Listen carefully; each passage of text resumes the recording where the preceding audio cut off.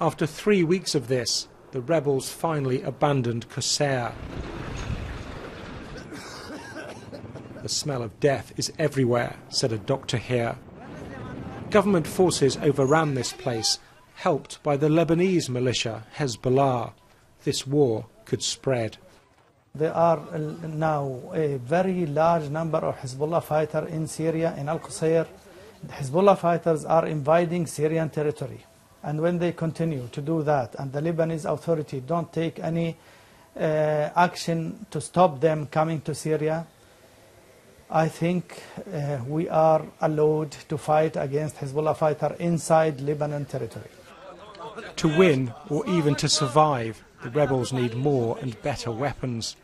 They're a step closer to getting them after a European arms embargo was lifted at Britain's urging.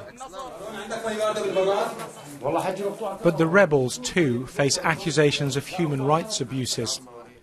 We were passed video by a reliable source of prisoners held by the FSA. They included a clerk in the Foreign Ministry, a soldier, a headmaster, covered in bruises and clearly terrified.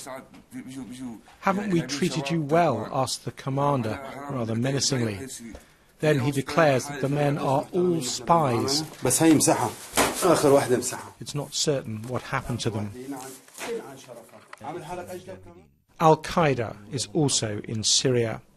Western governments fear these men will get any guns sent to the rebels.